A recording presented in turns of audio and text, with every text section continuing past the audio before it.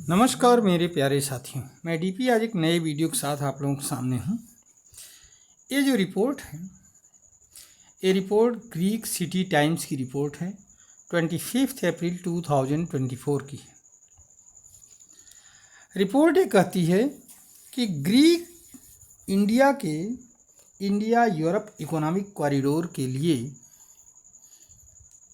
3 ports offer कर रहा है: लेवरियो, पात्राज या पैट्रास और एलेक्जेंड्रोपोलिस।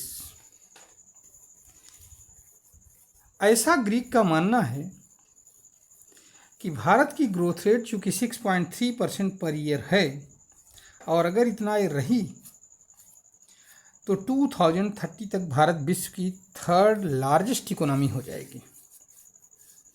इसके लिए चाइना का बेल्ट एंड रोड इनिशिएटिव का जवाब ढूंढना भारत के लिए बहुत ज़रूरी है। अगर इतनी तेज़ी से प्रगति करना है तो भारत को एक, जैसे चाइना ने BRI बनाया है वैसे ही अपना एक इकोनॉमिक कॉरिडोर बनाना पड़ेगा, जिससे कि भारत के जो भी प्रोडक्ट्स हैं उनकी पहुंच यूरोपियन मार्केट तक हो सके।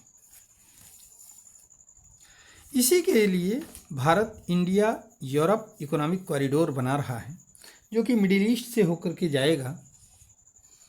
अब मैं इस वीडियो में इतना बढ़िया नहीं समझा पा रहा हूँ आप लोगों को, लेकिन जब आप ये खोजोगे नेट पर तो ये दिखाई पड़ेगा आपको, फिर आपके समझ में आ जाएगा कि ये कैसे जो है इंडिया से सऊदी अरब होते हुए UAE होते हुए ये चला जाएगा सीधे सेंट्रल एशिया, और सेंट्रल एशिया से फिर जो है यूरोप में, ग्रीस के रास्ते यूरोप में इंटर कर जाएगा।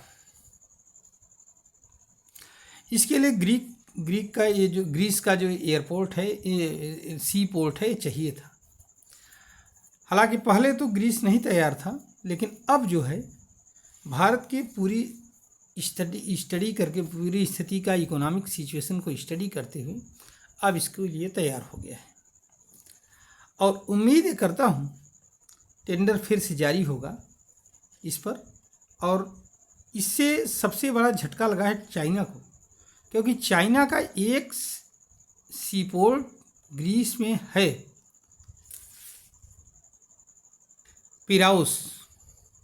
पिरायस एयरपोर्ट सी पोर्ट जो है वो चाइना का ही PSU चलाता है उसको, ठीक है, PIRAEUS, पिरायस पोर्ट। तो फिलहाल कोई बात नहीं, चाइना ये चलाता रहेगा, लेकिन अगर भारत को इन तीनों पोर्ट्स का ऑफर आता है और इनका मौका मिलता है तो निश्चय ही भारत इससे लाभान्वित होगा। अच्छा, अगर इन तीनों पोर्ट्स को देखें तो जो लेवरियो पोर्ट है ये सबसे नया है।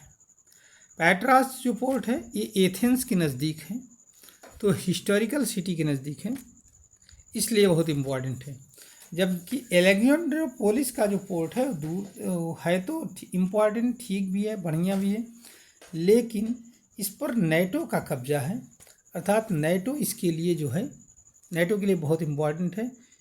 यहाँ पर नेटो की सेनाएं इसका यूज करती हैं। तो अब देखिए आने वाले दिनों में और क्या करवट लेता है। क्या जो India middle east Europe corridor है ये शुरू हो पाता है, जो कि स्वेज कैनाल को बाईपास करते हुए शुरू होगा। और अगर ऐसा होता है जैसा कि इस समय सिनेरियो चल रहा है, वार लाइक सिचुएशन चल रही है, तो अगर इसमें ऐसा होता है तो भारत के लिए निश्चय ही लाभकारी होगा। धन्यवाद, नमस्कार, जय हिंद, जय भारत, वंदे मातरम। उम्मीद है कि यह वीडियो आपको जानकारी से भरपूर लगेगा। धन्यवाद।